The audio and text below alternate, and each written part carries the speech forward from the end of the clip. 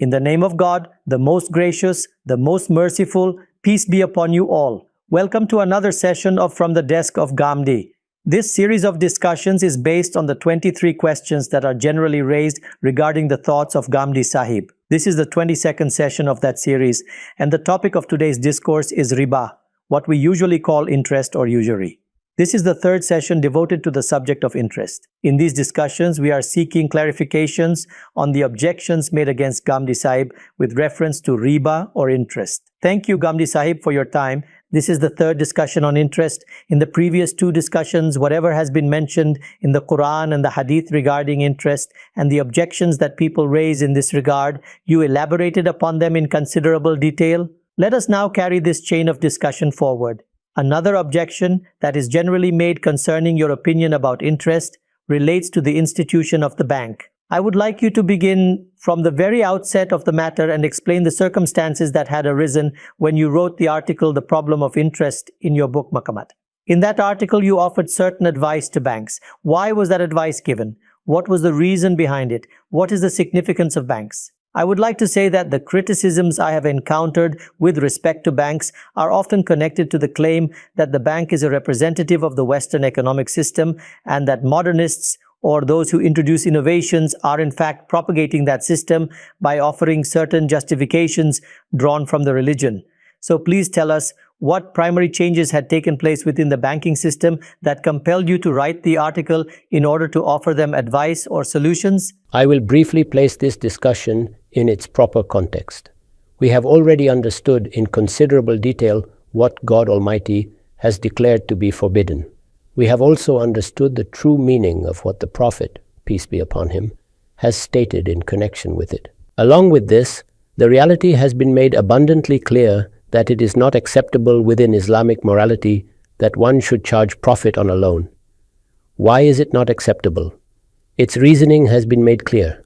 There, I attempted to highlight the fundamental point that giving a loan is an act of piety. It is a matter of virtue and goodness. In the morality that my Lord and my religion have prescribed, the very notion that profit should be taken on a loan is condemnable to the highest degree. It is similar to taking profit from charity or performing an act of charity and then reminding people of one's favor and thereby hurting them.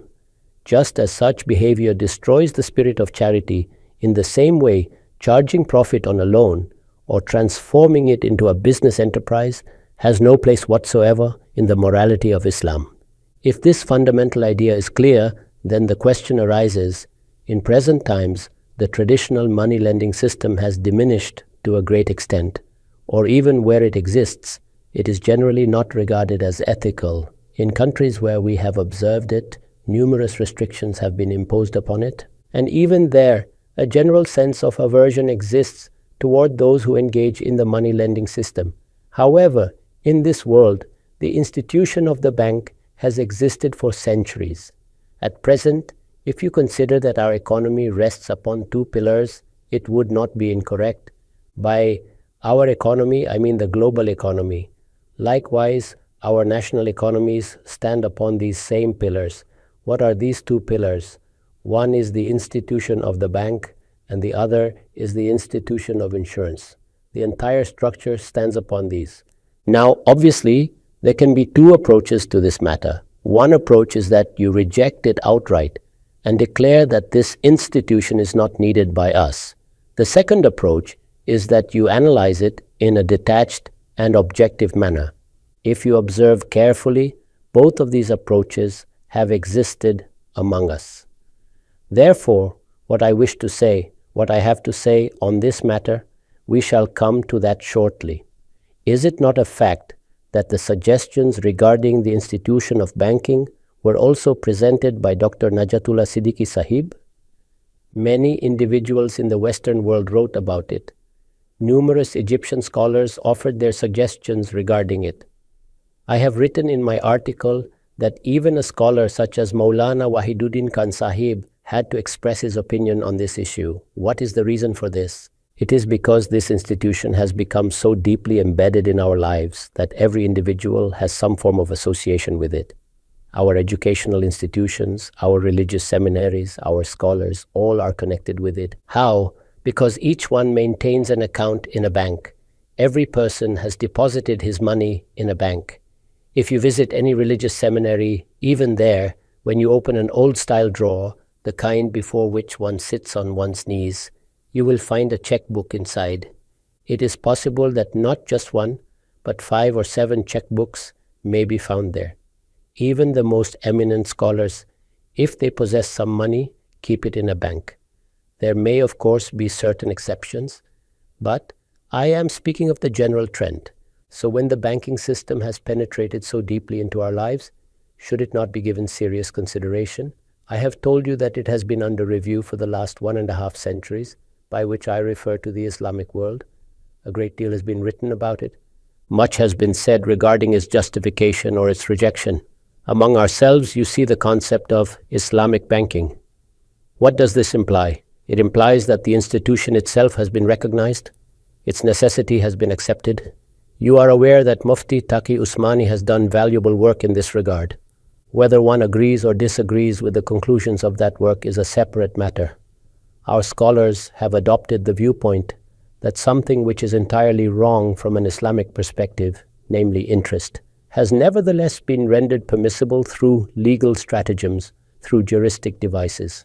It is well known that this analysis has been undertaken by scholars belonging to the same school of thought. Books have been written on the subject. There is nothing in this account that involves exaggeration. All of this indicates the degree of indispensability of this institution. It will be studied, reflected upon, and examined.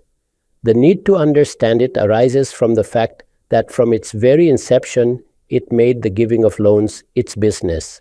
In other words, from the moment this institution came into existence, if you examine its history, from the time when moneylenders began issuing receipts and the foundations of this institution were laid, it has functioned in this manner.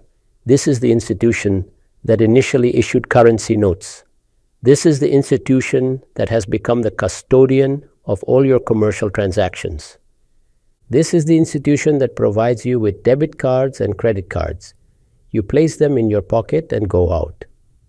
You no longer need to carry a pouch filled with rupees, dollars, or any other currency. Tie it to your belt and then set out on a journey. You have no such need anymore.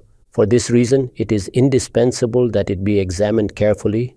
Therefore, I have said, can a person simply declare that it should be discarded altogether? This is not my viewpoint. In my understanding, the institutions that have developed, the social sciences that have evolved, the research conducted in various disciplines, these constitute the collective legacy of humanity. I do not divide them into Western and Eastern categories. We shall examine them and determine whether they fit within our own framework in every respect. It may be that we differ with them partially. It may also be that we reject them entirely. It may even be that they conflict with our fundamental principles. These matters will arise in social affairs, in economics, and in politics as well. The political organizations that exist in your country, most of them have their origins in the West. The present terminology used in the Islamic world, President, Prime Minister, these are all Western terms. The parliamentary system in the form we have adopted has come to us from the West. The constitutions and legislative systems established among us, if studied carefully, have been adopted in a similar manner. We must view this as part of the onward march of humanity. We Muslims too have held a position within this march. For centuries we contributed to this journey. We are aware that the West benefited from our contributions. And whatever the West has accomplished over the last 3 or 4 centuries, the entirety of humanity will benefit from it. But what is the method of benefiting from it? What is your frame of reference? What is permissible for you and what is not permissible? Which matters have been decisively fixed by the religion. Keeping those 4 boundaries as your frame of reference, you then examine any given matter. You have analyzed instruments as well. For example, the device for amplifying sound, what you call a loudspeaker. The religious verdicts issued regarding it, you may review them. Similarly, When the camera was invented, the religious verdicts given concerning it, when the television was invented, whatever was said about it, all such matters come under debate in a similar fashion. Yet all of these things have become part of our lives. Are all of them to be summarily discarded? Should banks close their doors? Should televisions be shut down? Should cameras be broken and thrown into the Arabian Sea? This too can be an attitude. Those who hold such a viewpoint have every right to express it. My point of view is that this is the journey of mankind, and everything within it is not satanic. We must examine it deeply and determine what it truly is. Are changes taking place within it? Are modifications occurring? If you consider it from the classical perspective, what is the institution of the bank in reality? An institution that conducts the business of interest? It takes profit on loans. It takes profit on loans. That is to say, the deposits that we place there, and note carefully that these mobilized deposits constitute an immense service to society. I may have 10 rupees, you may have 100,000 rupees, someone else may have 2 crores lying idle. How do these sums emerge from private vaults into active circulation? How are they to be organized? How does this capital avoid becoming a burden and instead become a source of strength for large societal projects? The bank performs this service as well. So, when your deposits reach the bank, it must conduct business on their basis. The business the bank conducts is this. If it gives you 1% on your money, it lends that same money to someone else at 4, 5, or 10%. It grants a loan. If you examine the bank's documentation, they call it a loan, and this entire process is termed money lending. Now, if we view it strictly from this angle, we cannot even begin to speak of justifications. As has been clarified in the religion, the matter is closed. There cannot even be a discussion.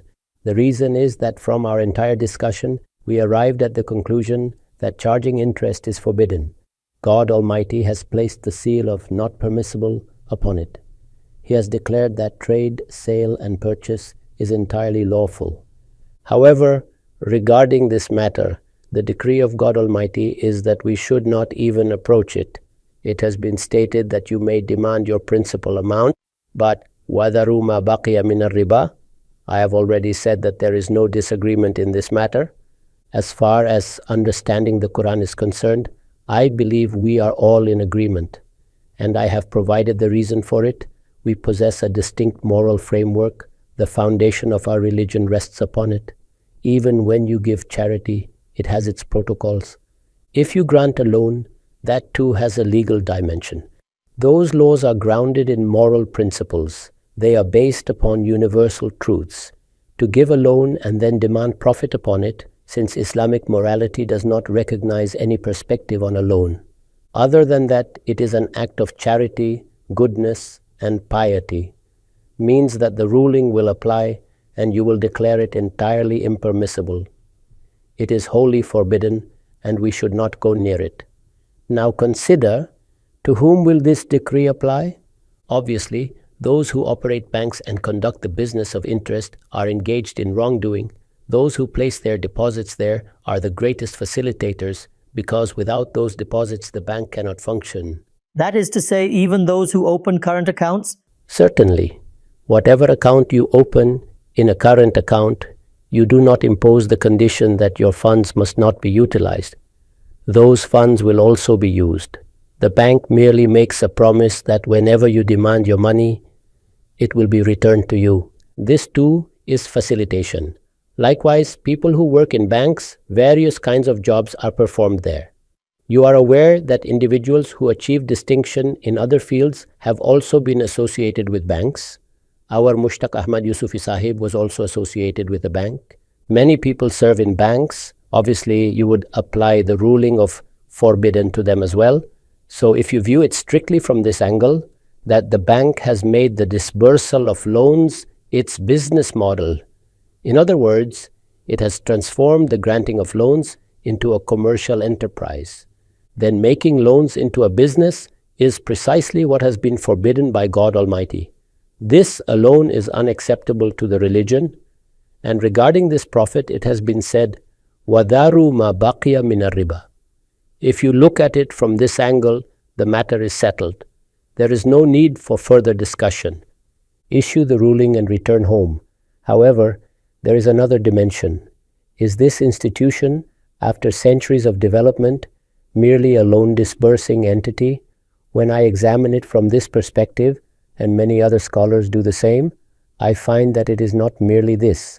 This institution has moved beyond being simply a vehicle for granting loans or conducting the business of lending. It has begun serving society in numerous other ways. Its contribution has undergone a radical transformation. It plays an extraordinary role in national economies. Among its activities are many that are worthy of praise. There are aspects to which no objection can reasonably be raised. They have become part of our systemic structure.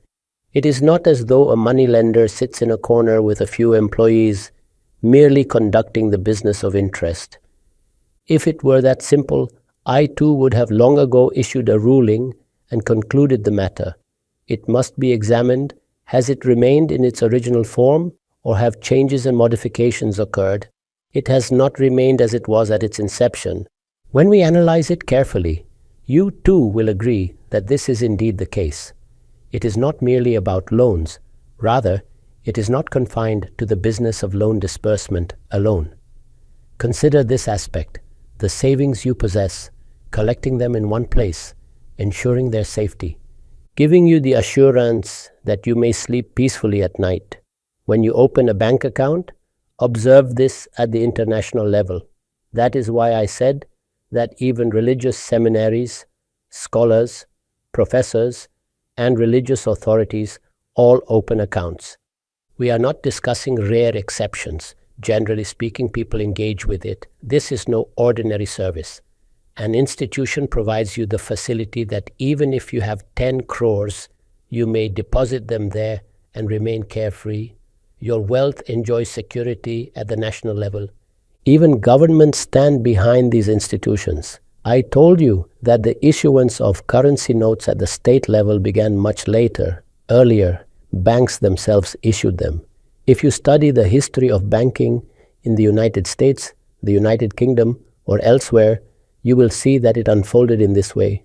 Stability of currency was ensured by this institution. That currency became a source of ease for you. Otherwise, what would have been the alternative? You would have placed gold and silver coins in your pocket and gone about your affairs. Now look at present times. You conduct business. You engage in commerce across the globe. The bank arranges the transfer of your funds, your guarantees, and all related matters. Trade and commerce are not forbidden. Banks facilitate them on a large scale. You and I, ordinary people, do not conduct international trade. Yet when we travel, consider the facilities available to us. You may not even have 10 rupees in your pocket, yet you can travel. You carry 2 cards in your pocket, and on their basis, you may make purchases anywhere. Who provides this service? The bank provides it. The interrelationships among banks have formed such a network that it is truly remarkable. Your account may be in any bank. That bank need not physically exist where you are. If you travel to the United States, it is not necessary that your Pakistani bank have a branch there. The network is so vast that a bank there pays you, and your bank settles the matter with them. Is this not the case? This is a tremendous facility. Consider it from the perspective of business, the ordinary individual, or your deposits. From deposits comes the organization of wealth. The bank also creates wealth. As I mentioned, it has progressed further. It now operates with guarantees, and its nature has changed considerably, though in the past it functioned differently. It also undertook the creation and organization of wealth. It safeguards your deposits. It earns your trust. It facilitates travel. It creates opportunities for business. All types of payments are conducted through banks. Thus, it assumes a central role within the entire economic process. If you reflect upon all the matters I have mentioned, These are entirely permissible activities. The bank charges fees. It does not provide these services free of charge, but the fees it charges, when weighed against the immense convenience it offers, are far less than what might reasonably be expected. The ease of operation it provides is extraordinary. Now let us proceed further and examine another aspect. The facilities available to you depend upon the strength of the business, establishing branches, assembling teams, appointing personnel for service, creating networks and organizational structures. Only then can such facilities be offered. All of this rests upon capital. That capital must generate growth. Leaving aside minor details and newer concepts continually emerging, let us consider the fundamentals. There are essentially three major functions. First, when large enterprises are established, banks finance them and provide capital. This is one primary function. Second is what you now call mortgage. What occurs here? Assets are provided to you, cars, motorcycles, houses, through various mortgage procedures, and the bank gives you the facility to pay in installments. Sometimes the term extends to 30 years, 10 years, 9 years, 8 years, 5 years. Within such a period, you repay the amount and acquire the house or car. This is the second major function. The third is what you call the credit card. In this case, you receive a short-term loan, you make purchases, and afterward, within a fixed period, perhaps 1 month, or in some banks 2 or 3 months, if you repay within that time, all is well. If you do not, then naturally, the bank holds you liable to pay an additional amount. These are the three principal functions. All these three functions are approached through terminology. That is to say, all of them are described as loans, all are termed borrowings. Therefore, I stated earlier that if you approach the matter solely from this perspective, you would simply pronounce a ruling and the issue would be concluded. What I have written about this in my book Maqamat is that the entire process, even today, to a large extent, remains, in essence, a loan. Note carefully the expression I am using, merely a loan. That is, in conception it is still regarded as a loan. In terminology, it is still referred to as money lending. Yet this whole process has evolved beyond its initial stage. In doing so, it has assumed a different shape. That is, changes have occurred within it. That is to say, what has truly changed? What in reality are the changes that have taken place? There are two ways of examining this. You are familiar with the evolution in the usage of words. An act may begin with a particular meaning attached to it. Over time, through a long historical process, gradual variations and modifications become assimilated into it, and these eventually present a transformed picture. Let us examine one by one how their nature has been altered. First, consider the credit card. With a credit card, you are granted a period during which the bank does not charge you a single penny. There is indeed a clause that after the expiration of a specified period, charges begin to accrue. However, for the first 1 or 2 months, there are many individuals who, not wishing to pay interest, ensure that they repay the amount within the stipulated period after using the credit card. So what has happened here? Was the traditional moneylender ever prepared to grant such relaxation? He would charge even on a daily basis. Now, for the first month or 2 or 3, the transaction becomes entirely permissible. After that, the same usury begins. Keeping this point in mind, let us move to mortgage. If you examine it deeply, is it merely a loan? When I say loan simpliciter, I mean that you give me money and I inform you that I need to establish a business, or to marry off a daughter, or to educate my son. I describe some need and request a loan. You provide the loan. But this is not what the bank does. The bank has initiated a process of sale and purchase. According to its actual nature? According to its actual nature. That is, it purchases a house or a car and then sells it to you. It pays in full to the party from whom it purchases the asset and then begins its transaction with you. It begins a transaction with you. For example, If a vehicle is worth 5 or 10 lakhs in the market, the bank purchases it. Now, observe this from the earlier angle.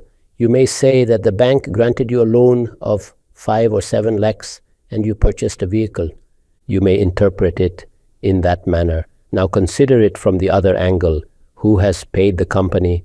The bank. It has purchased the vehicle and delivered it to you. You begin using the vehicle from that very moment. You may have made an advance payment.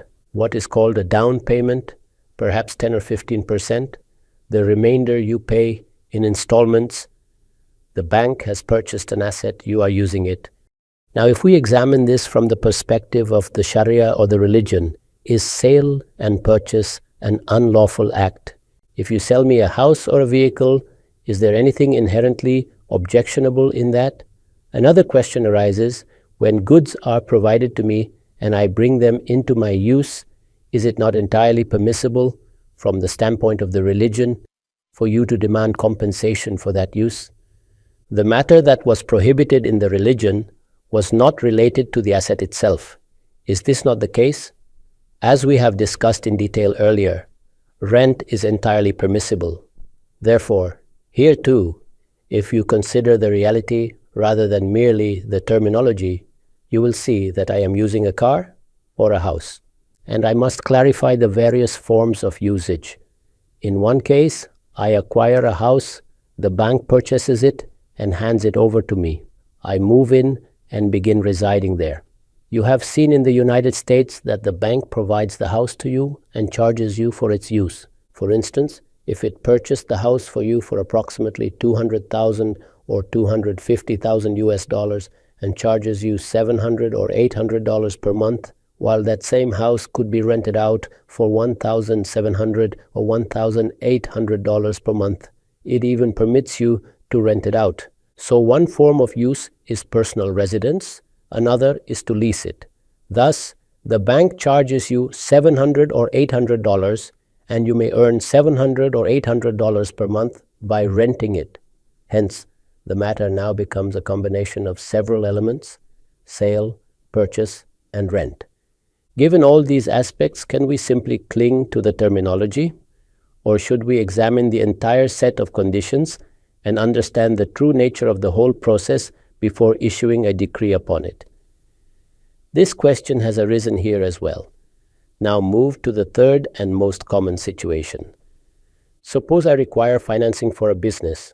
Ordinarily, when I approach a traditional moneylender or even a relative for a loan, he provides me with the funds but does not participate in my activities. But does the bank behave in the same manner? When you approach the bank and say that you require funds, it examines your plan. If it is for a business, it analyzes the nature of that business, its feasibility, whether it conforms to existing legislation. It scrutinizes all these aspects. Thus, another function becomes attached to the transaction. It is no longer merely a provider of loans. The simple act of lending has two components. I give you a loan, you must repay me, and at most I ensure that the money is returned. But here, if you examine closely, it resembles participation in a business, something undertaken by a stakeholder or partner.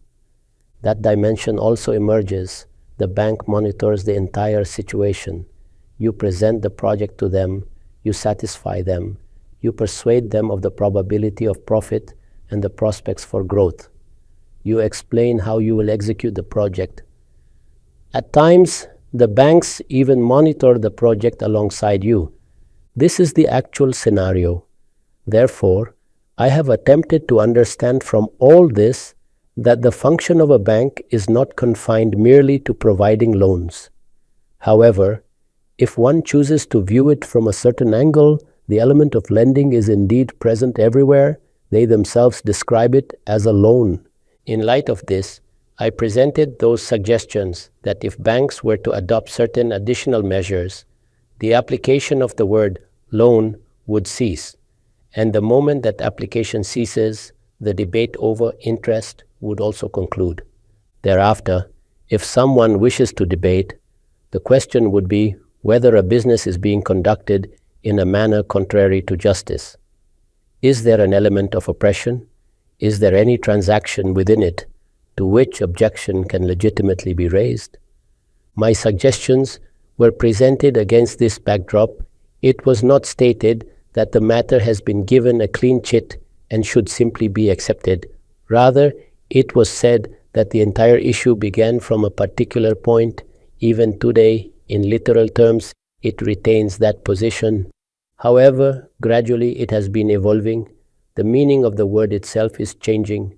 For example, as I mentioned, in Malaysia, when you purchase a car, the agreement executed with you is not termed a loan agreement, it is called a hire purchase agreement.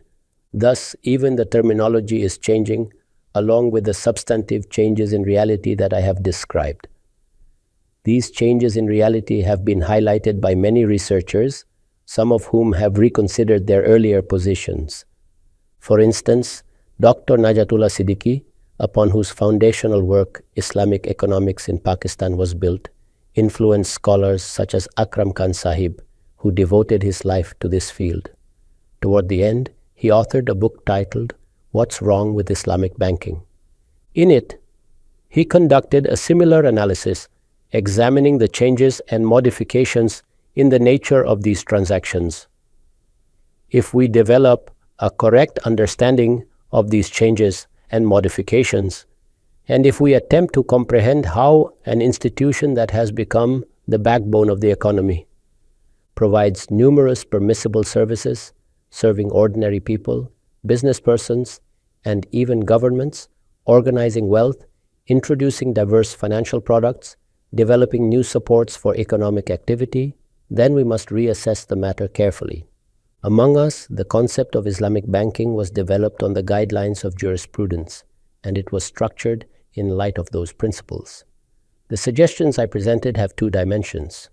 On the one hand, they draw the attention of bankers to what further steps they should take in order to distance themselves from the matter of loans, where the religion raises an objection, because from that point, the debate over interest arises.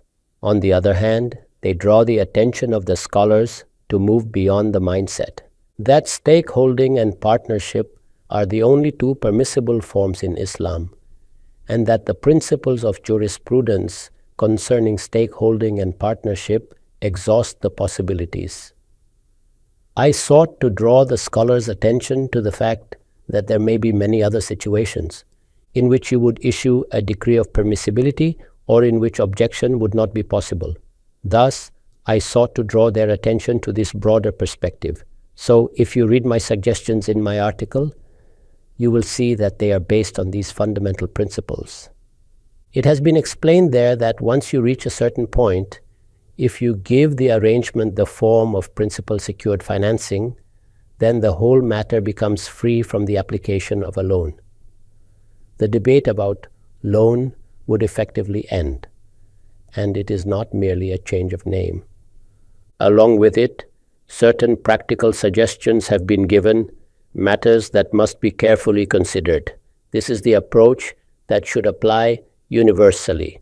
When you debate in Parliament, when you discuss democracy, the judiciary, or law, what do? You examine whether there are elements that contradict the Quran and Sunnah. If so, those elements should be removed. If there is a point where the demands of the Quran and Sunnah differ from existing practice, that difference must be addressed. This is the principle applied in all such situations. Our discussion proceeds from that very standpoint. It is a discussion of application. Understand this clearly. One matter is the understanding of the religion, what the Quran says, and what the Hadith says. That discussion has already been carried out. There is no disagreement there. Now, the issue is one of application. What does that mean? It means determining whether a command of the religion applies to a particular contemporary situation. The analysis I have presented may not align with your view. You may express your disagreement, but do so intellectually. I have presented my position as I understood the matter, and naturally my suggestions are open to debate in the same way. All three attitudes towards such matters are, in principle, tolerable. One view may say, these institutions were established by colonialism, this is Western economics, This is a pillar of capitalism, therefore reject it entirely. That is one perspective. The second approach is through jurisprudential maneuvering, searching for technical loopholes so that the ruling does not apply. The third approach, which I have suggested, is to re-examine the entire matter. Is loan truly the central issue here? If so, then banks should reconsider their terminology and structure. And the ulema should also reconsider whether mere partnership models or traditional fiqh classifications are the only routes to permissibility. Perhaps a deeper re-evaluation is required there as well. In my opinion, the correct attitude in such matters is intellectual engagement. To issue a reckless fatwa declaring that something simply makes interest permissible, or that it leads to sin, or that it serves colonialism, such reactions are unhelpful. Analyze the matter. If you have a valid argument, people will accept it. If my argument is valid, it will be accepted.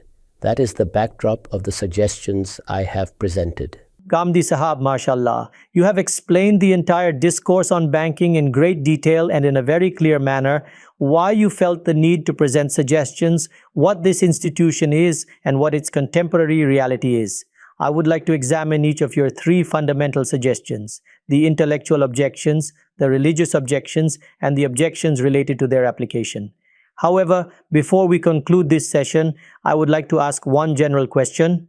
It is often said that religious scholars adopt a protective attitude toward the limits set by religion. Whenever a new idea, institution, or form appears, they react cautiously. For example, when paper currency was introduced in the subcontinent, it reportedly faced similar resistance. The reasoning given is that religious principles must remain unadulterated. They argue that something should not become part of our lives to the extent that we are forced to compromise religious values. So what, in your view, are the limits in this regard? Economics today has become highly complex and continues to evolve rapidly. The first reaction is often to block or prohibit, fearing that if religious approval is given, people will follow it unquestioningly. What attitude would you recommend in such situations? I do not consider such caution entirely wrong. Those who love the religion and are concerned that God's laws are not disregarded deserve respect for their cautious approach. However, life does not pause because of our caution. Ideas will continue to emerge. Philosophies will be proposed. New institutions and concepts will arise. You cannot halt this process. Look at all Muslim countries today, including Saudi Arabia and Iran. I have personally inquired from scholars in Iran. Everywhere, the institution of banking functions in broadly similar ways. Some reforms exist, certainly, but overall, the economic system runs on banks. Similarly, Parliament, elections, the Supreme Court, High Courts, and the division between legislature, executive, and judiciary, all of this has become part of contemporary systems. Will you adopt a permanently negative attitude toward them? Will you say, stay away from them entirely? That would amount to isolating yourself from the journey of mankind. No, you must participate, but you must do so with precaution. Do not violate the commands of God. Do not turn what is permissible into prohibited, or vice versa. The boundaries set by God must always remain in view. With honesty, God consciousness, and sincerity, matters must be examined. Mistakes will occur in this process. For example, the model proposed by Mufti Taqi Usmani, under which many institutions in Pakistan operate and are monitored, is itself subject to criticism. Let those criticisms be heard. Let debate continue. Through analysis, critique, and research, matters evolve. Differences in application will always exist in living societies. They should be tolerated. This opens avenues for intellectual growth. Deliberation leads to clarity. If I were to approach the matter superficially, focusing only on terminology and historical background, I could instantly declare it illegal and advise complete withdrawal, but that would be simplistic. Instead, we must ask, is it still the traditional moneylender system? Has the institution evolved? What realities have emerged? When you study deeply, you may find yourself rethinking the issue, perhaps even improving upon my suggestions. In matters of application, this is the proper method. Otherwise, there will be no meaningful debate, no sound discourse, no proper examination. At the same time, we must accept that someone may hold the view that it should be rejected outright. He has the right to express that. I have the right to present my position. For example, Maulana Wahiduddin Khan in Fiqh-e-Islami argued that it should not even be categorized as interest. Many Egyptian scholars have expressed similar views. My position is that the matter is neither simple nor exactly as commonly portrayed. It deserves deeper examination. What form has it gradually taken? What elements of profit are involved? Which aspects strengthen the economy? Which provide benefit rather than oppression? Consider also the ease that mortgage arrangements have provided. Some dealings have even assumed the character of Ahsan, benevolence. When realities evolve in this way, we should not apply rigid deductive logic mechanically. After examining deeply, what did I conclude? I did not simply declare permissibility. I said, if certain modifications are made, then the objectionable aspects would cease to exist. Very well. Those modifications you have described in detail in your essay, we will analyze them in the next session. We will examine whether the fundamental Islamic concern that interest should not lead to oppression is being addressed, along with other application-based issues. Inshallah, we will continue this discussion. For now, we have reached the end of our time. Thank you very much for your time. Thank you very much.